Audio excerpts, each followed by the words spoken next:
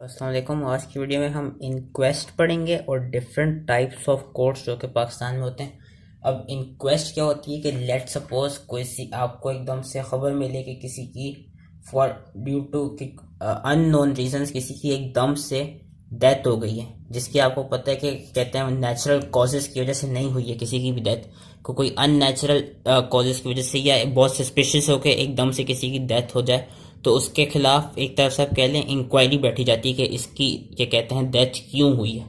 तो उस इंक्वायरी को हम कहते हैं इंक्वेस्ट के an inquest is a legal और judicial inquiry into the circumstances and causes of death in cases of sudden suspicious और अननेचुरल डेथ। किसी की एकदम से डेथ हो गई और ये हो कि लेट्स सपोज आप कल किसी से मिले हो और वो बिल्कुल हेल्दी कंडीशन में हो कोई, एंड आपको सुबह को पता चले कि वो या रात को एकदम से पता चले कि वो बंदा मर गया, तो उसके खिलाफ जो इंक्वायरी बैठी जाएगी कि क्यों मरा या ये कैसे मरा, ये कहीं सुसाइड तो नहीं थी या किसी ने इसका कत्ल वगैरह तो नहीं किया। तो उन सारी चीज़ों को आंसर करने के लिए एक इंक्वायरी बैठती है और उसको हम कहते हैं इंक्वेस्ट। अब वो चार तरह की होती है: police inquest, magistrate's inquest, coroner's inquest और मेडिकल एग्जामिनर सिस्टम। ये जो आखिरी वाला है ये सिर्फ अमेरिका में होता है और जो शुरू के दो होते हैं वो पाकिस्तान में पाए जाते हैं, पुलिस इंक्वेस्ट और आपकी मैजिस्ट्रेट्स इंक्वेस्ट। पुलिस इंक्वेस्ट क्या होती है? Police inquest as the name suggest कि वो पुलिस ही कंडक्ट कराती है। Police officer, it is conducted by police officer जिस not below the rank of assistant sub inspector. Assistant sub inspector से जो ऊपर वाला जो भी रैंक होता है पुलिस में वो वाला ऑफिसर कंडक्ट कराता है और ऑब्जेक्ट यही होता है कि to ascertain the cause of death, कि बेसिकली वो फाइंड आउट कर सके कि जो डेथ हुई है वो किस तरह हुई और क्यों हुई है। और फिर इसमें कहा जाती हैं आपकी पंचास। पंचास क्या होते हैं कि they are respectable witnesses of the locality who help the investigating officer to prepare panchnama. के लेट सपोज के कोई भी इलाका है कराची का, डिफेंस का इलाका, कराची का डिफेंस फेज 2 का इलाका है, वहाँ पे किसी भी घर में अब हमें पता चला है कि किसी का एक बंदे की डेड बॉडी मिली है। अब वी डोंट नो कि इफ इट्स मर्डर और इफ इट्स अ सुसाइड, लेकिन वो जिस घर में डेड बॉडी मिली है वो जिस गली में रहता था। अब पुलिस ऑफिसर, क्योंकि ये इंक्वेस्ट कंडक्ट कराया तो पुलिस ऑफिसर वो कर सकता है कि जिस गली में रहता है उस गली में जितने भी घर हैं या उस डिफेंस फेज 2 के इलाके में जितने भी घर हैं उन सब घरों में जाके लोगों से सवालात करे कि क्या कहते हैं उस बंदे के बारे में, मतलब पूछे कि ये बंदा किस तरह का होता था या ये कैसी लाइफ गुजारता था, यहाँ उसको जानते थे या नहीं जानते थे, मतलब बेसिकली क्वेश्चनिंग करे और एविडेंस फाइंड आउट कर सके जिससे उसको पता चल सके कि उसकी डेथ कैसे हुई है। तो जो बंदे उस ऑफिसर को एक तरफ से एविडेंस दे रहे होते हैं उनको पंचास कहते हैं कि respectable witnesses of the locality who help the investigating officer. Investigating officer obviously police officer ही होगा। टू प्रिपेयर पंचनामा। पंचनामा क्या होता है? पंचनामा बेसिकली वो जब सारी जो एविडेंस वगैरह जितना भी होता है और सारी इन्फॉर्मेशन जब पुलिस ऑफिसर गैदर कर लेता है फिर एक रिपोर्ट बनाता है कि उस बंदे की डेथ कैसे हुई होगी और उस रिपोर्ट को हम कहते हैं पंचनामा। कि it refers to the report about the probable cause of death as judged by the investigating officer which in this case is a police officer and panchas from the appearance and surroundings of the body including the nature of injuries thereon. Procedure क्या होता है कि वो जो पंचनामा है वो ऊपर जो डिस्ट्रिक्ट का मजिस्ट्रेट है उसको भेज दिया जाता है या जो उस डिवीजन का सब डिविजनल मजिस्ट्रेट है उसको वो रिपोर्ट भेज दी जाती है कि भाई इसकी डेथ ऐसे क्या कहते हैं मैंने डिड्यूस किया ऐसे हुई है। लेट सपोज अब अगर मजिस्ट्रेट को लगे कि नहीं इस रिपोर्ट में कुछ गलतियां हैं या ये जो रिपोर्ट है ये सही नहीं है तो फिर वो मजिस्ट्रेट क्या करेगा, वो उस डेड बॉडी को भेज सकता है मेडिको लीगल ऑफिसर के पास ऑटोप्सी के लिए कि if some foul play is suspected or there is some doubt regarding the cause of death, the dead body is sent for autopsy to the nearest medical legal officer for authorized for this purpose together with the requisition and पंचनामा। और फिर वो जो medical legal officer है वो फिर जो autopsy की report बनाएगा वो फिर आगे भेज देगा उसको इन्वेस्टिगेशन के लिए मजिस्ट्रेट को। फिर मजिस्ट्रेट से आगे जाके वो फिर जो भी नॉर्मल जो केस की कंडक्शन होती है उस तरह होगी कि the autopsy report is then sent to investigating officer. Further inquiry and trial of the case conducted in usual manner by concern magistrate. ये होती है पुलिस की इंक्वेस्ट।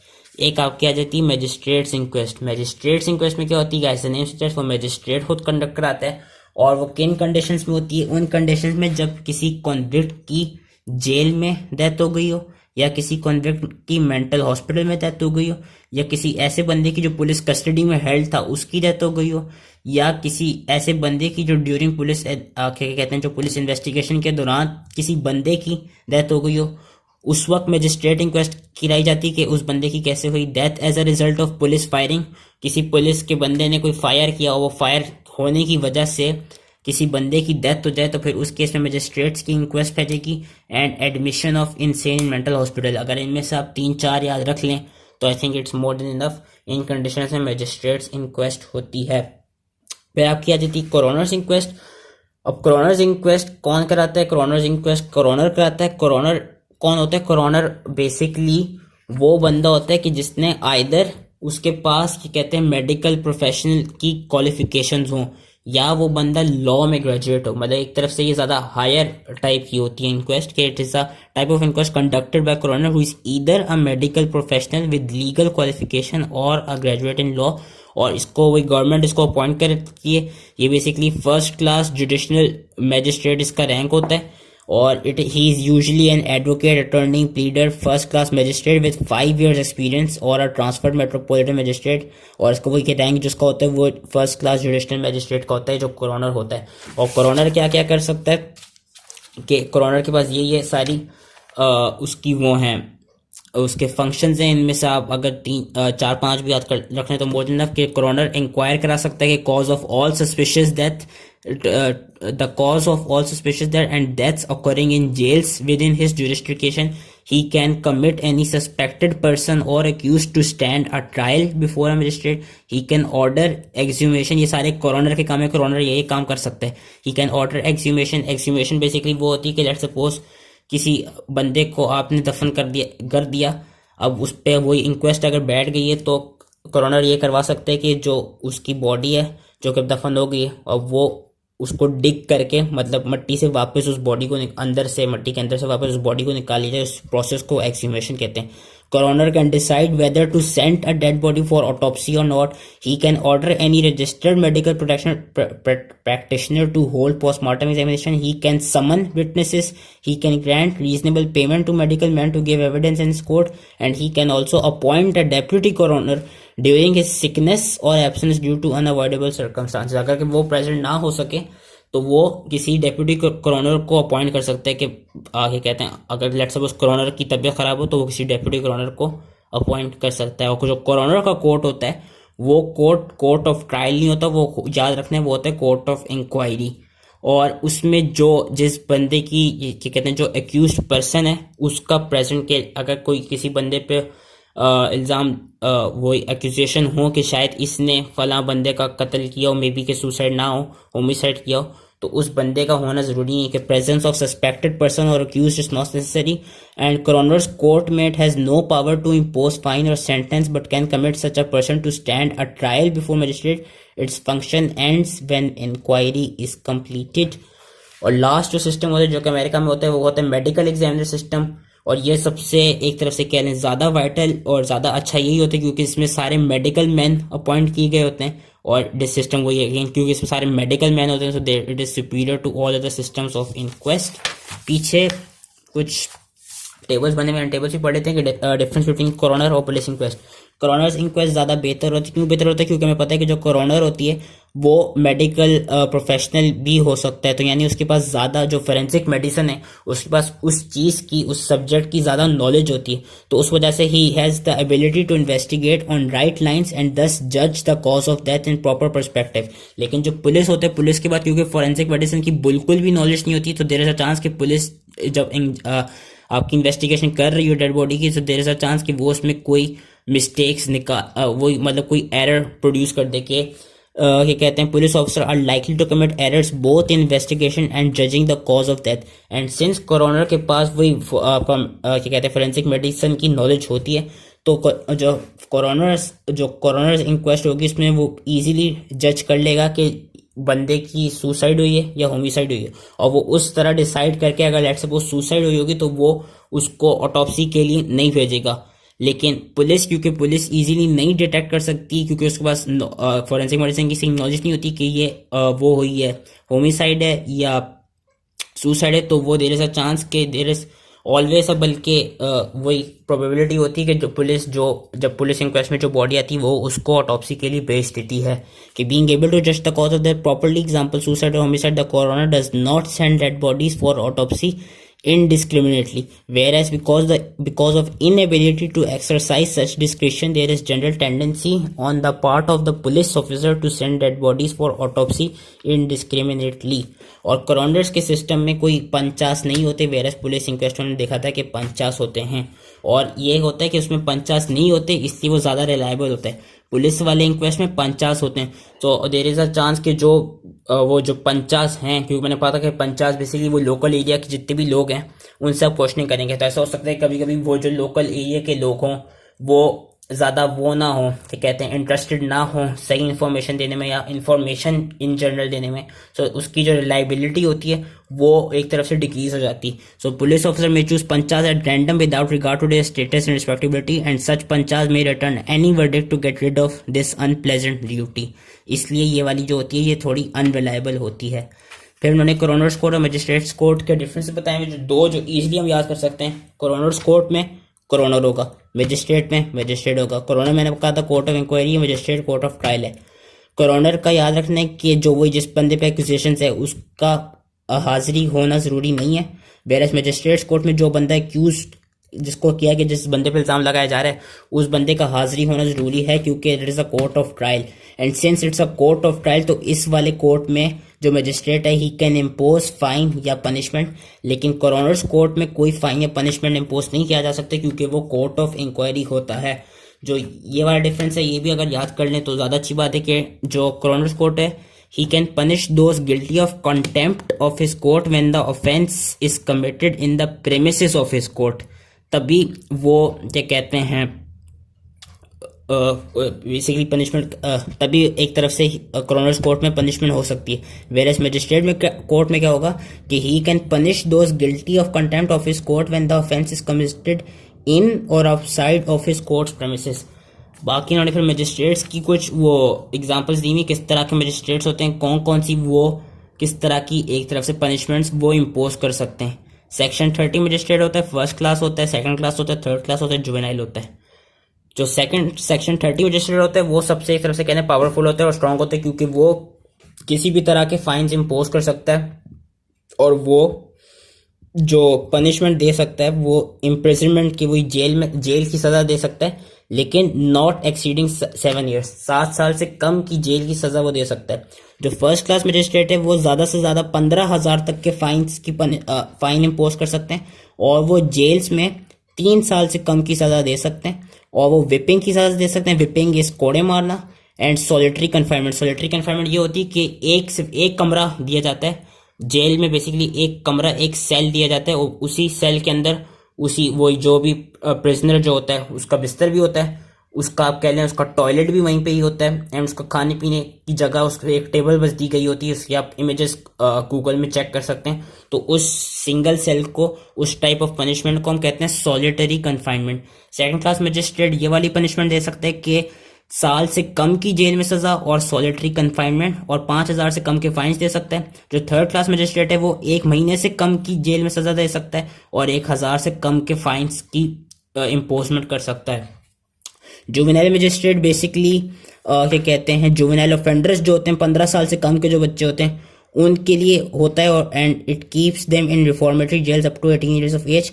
और इसमें नोट ये क्या कहते हैं करना है कि लेट सपोज कोई ऐसे जुवेनाइल हो, ऐसा बच्चा हो जिसने 18 साल से कम की उम्र में कोई ऐसा क्राइम कमिट किया हो जो ज़्यादा हाइनेस हो, लेकिन वो सिंस 18 साल से कम की उम्र थी, तो उस केस में उस बच्चे पे कोई वो क्या कहते हैं उसकी जो सज़ा होगी वो हैंगिंग नहीं होगी।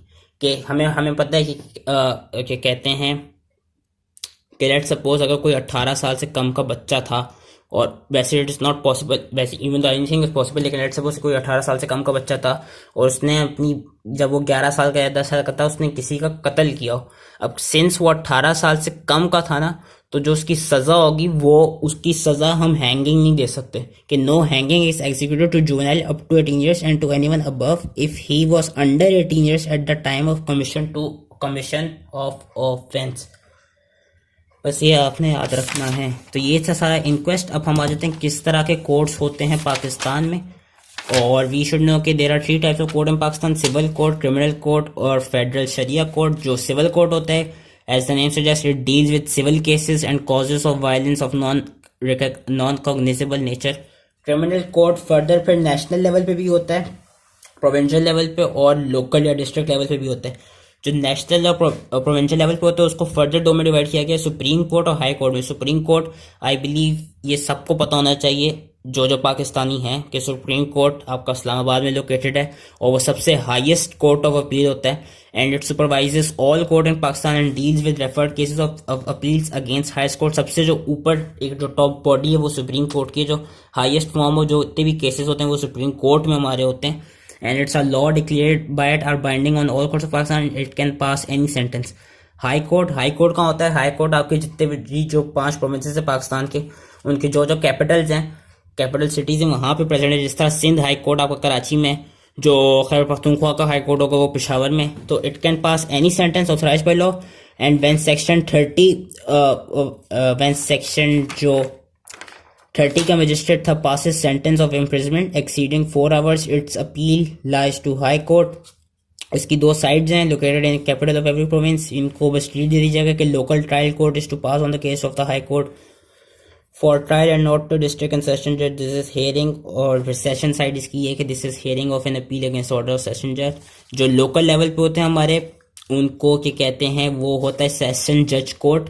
And it tries all offences punishable with death, but such sentences shall be confirmed by High Court, and it also tries cases committed to them by local subordinate courts. These are local level पे जो district के level पे जो जितने भी courts होते हैं उनको हम सेशन जज कोर्ट कहते हैं। फिर जो लास्ट है वो फेडरल शरिया कोर्ट है। ये जस्टिस अकॉर्डिंग टू कुरान और इस्लामिक लॉस, उसके अकॉर्डिंगली ये जस्टिस प्रोवाइड करता है और इस्लामाबाद में लोकेटेड है। और ये इस तरह की सेंटेंसेस दे सकता है, इसके पास ये पावर है कि ये सजाए मौत दे सकता है, ये पूरी जिंदगी भर की जेल में सजा दे सकता है, ट्रांसपोर्टेशन ऑफ लाइफ के आके कहते हैं एग्जाइल कर दिया जाए किसी बंदे को, imprisonment for feature of property के लिए। सपोज किसी ने कोई जुर्म किया तो उसकी जो सजा होगी वो ये कि उसकी प्रॉपर्टी का कुछ हिस्सा ले लिया जाएगा, फाइन दिया जाएगा। Treatment, training and rehabilitation of youthful offenders. Whipping वही कोड़े मारना, सॉलिटरी कन्फाइनमेंट वही सिंगल सेल में रहना, and detention of person in court till जजेस लीव द कोर्ट। ये मतलब सजाएं ये वाला कोर्ट दे सकता है। तो इसमें से भी अगेन आप 3-4 याद कर लीजिएगा। अच्छा, whipping can not be awarded in following cases. In 3 situations में आप कोड़े नहीं मार सकते पाकिस्तान में। एक तो औरतों को, लेकिन एक्सेप्ट इन केस ऑफ जिना। वैसे अगर कोई भी किसी भी लड़की या औरत को जो भी जुर्म क्राइम कमिट किया हो उसको हम कोड़े नहीं मार सकते एक्सेप्ट इन केस ऑफ जिना। और ये आपका कुरान में भी ये लिखा है जो सूरह नूर में, कि जो भी जिना करने वाला मर्द है और जो भी जिना करने वाली औरत है उसको 100 कोड़े मारे जाएंगे। तो अगर किसी औरत ने जिना किया होगा तभी उसको कोड़े मारे जाएंगे। वैसे हमारे मुल्क में इट इज़ नॉट अलाउड कि किसी फीमेल को आप कोड़े मारें। कोई ऐसे मर्द को जिसकी उम्र 45 ईयर्स से अबव हो, उन मर्दों को कोड़े नहीं मारे जा सकते। और कोई ऐसा बंदा जिसको जेल में 5 साल से ज़्यादा की सज़ा दी गई हो या 3 महीने से कम की सज़ा दी गई हो, उन बंदों को भी आप कोड़े नहीं मार सकते। फिर समन्स मैंने अपनी पिछली वीडियो में बता दिया था क्या होती है, और इसका पर्पस यही होता है कि अगर आप विटनेसेस को बुला रहे हो तो वो विटनेस आए उस डेट टाइम पर उस कोर्ट में, and he can give evidence और टू प्रोड्यूस अ डॉक्यूमेंट और एनी अदर थिंग। और अगर आपने किसी एक्यूज को बुलाया है, किसी एक्यूज को समन किया, तो उसका फंक्शन यही होगा to appear in a case in which he has been accused of an offence.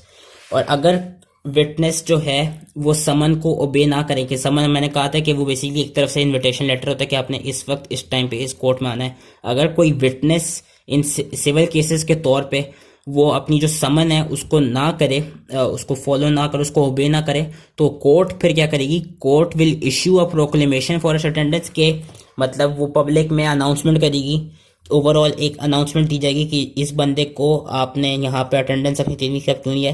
ही जो कोर्ट है it can issue a warrant with और without bail for his arrest. Warrant मैंने बता दिया था क्या होता है। And can also order attachment of his property. और क्रिमिनल केसेस में अगर जो विटनेस है वो अपनी समन को बे ना करे तो उस केस में जो सजा होगी वो ये होगी कि कोर्ट में इशू अ वारंट विद और without bail of his arrest. ये ऑफ था उन्होंने और लिख दी, फॉर सॉरी फॉर था, इसमें और आया हुआ है फॉर हिज अरेस्ट।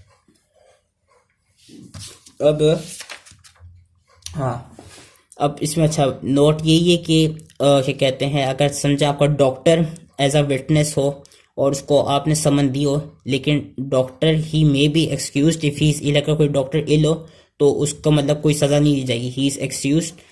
या अगर ऐसा हो डॉक्टर किसी जेन्युइन इमरजेंसी सर्विस में हो जिसकी वजह से वो अवेलेबल ना हो, तो उस केसेस में भी उस डॉक्टर को कोई सज़ा नहीं होगी अगर वो अपनी समन को ओबे ना करे। कंडक्ट मनी हमने बस लास्ट चीज़ पढ़नी। कंडक्ट मनी क्या होती है दोनों सिविल केसेस में भी और क्रिमिनल केसेस में। कंडक्ट मनी बेसिकली ये होती है कि लेट्स सपोज अगर आपने किसी मेडिकल ऑफिसर को एज अ विटनेस उसको समन दिया है तो आप उस मेडिकल ऑफिसर को कुछ पैसे देंगे उसकी ट्रेवलिंग एक्सपेंसेस के लिए। कि in civil cases the medical officer is usually paid money to meet his travelling expenses from his place of residence to the court and back. कि वो आपने अगर किसी मेडिकल ऑफिसर को बुलाया है कोर्ट में हाजिर होने के लिए, उसको समन दिया है, तो आप साथ में उसको उसी वक्त उतने पैसे देंगे कि वो अपनी जिधर भी उसकी रिहाइश है वहां से वो कोर्ट तक आ भी सके और फिर कोर्ट से वापस अपनी रिहाइश की जगह तक जा सके, उतने पैसे देंगे। और ये सिर्फ सिविल केसेस के तौर पे होता है कि, और ये ज़रूरी है, अगर आप पैसे नहीं देंगे तो उसके पास जो मेडिकल प्रोफेशनल है उसके पास वो है, उस ऑप्शन है कि वो अपनी समन को ओबे करना चाहता है या नहीं। कि in civil cases medical officer is usually paid money to meet his travelling expenses from his place of residence to the court and back. और इसको कंडक्ट मनी कहते हैं। This is paid at the time of summons is served on him. If this amount is not paid to him he may ignore the summons if he so desires. क्योंकि ये काम करना जरूरी है civil cases में। Criminal cases में क्या scene है, क्रिमिनल केसेस में ये है कि आपने कि जो कोर्ट है वो ट्रांसपोर्ट चार्जेस तो पे करेगा उसको मेडिकल प्रोफेशनल को कि वो अपनी रिहाइश की जगह से आए वहां तक कोर्ट को, फिर कोर्ट से वापस जाए। लेकिन इसमें एक और चीज़ आती है कि इसमें जो वो मेडिकल प्रैक्टिशनर जो डॉक्टर जो है, क्योंकि उसकी फील्ड ऑफ एक्सपर्ट है, तो उसके पास एक तरह से चॉइस होती है कि वो अपनी कोर्ट में आने की भी फी ले सकता है। ये सिर्फ क्रिमिनल केसेस के उसमें है, क्रिमिनल केसेस के केस में है कि आप क्या कहते हैं, कोर्ट पेज और ट्रांसपोर्ट चार्जेस।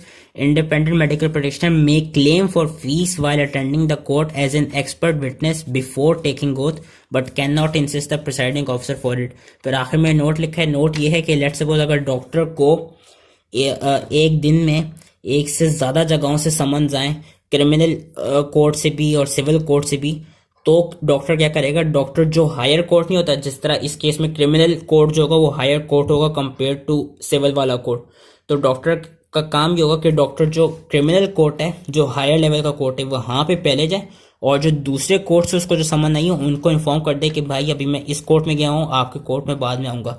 कि if doctor receives more than one summon on the same day he should prefer to attend criminal and higher court and inform other court for his inability to do so. Lastly, कि अगर doctor को एक ही दिन में एक ही तरह के court से समन आए तो डॉक्टर क्या करेगा, डॉक्टर ये करेगा कि जिस जगह से उसको पहले समन आई थी वो उधर पहले जाए और फिर जिस जगह से बाद में आई थी वहां पे बाद में जाए। कि लेट्स सपोज कि if doctor receive summons from more than one court of same status, यानी कि अगर उसको कह लें सिविल केसेस एक दिन में 2 सिविल कोर्ट से उसको समझ आए या 2 क्रिमिनल कोर्ट से उसको समझ आए, तो जिस कोर्ट से उसको पहले आई होगी ना उस कोर्ट में वो सबसे पहले जाएगा। कि doctor see summon from more than one court of same status he should attend the court first from which he received the summon earlier and inform the other accordingly. So that was it, the types of courts in Pakistan and in quest. I hope easily समझ में आ गया हो and thank you.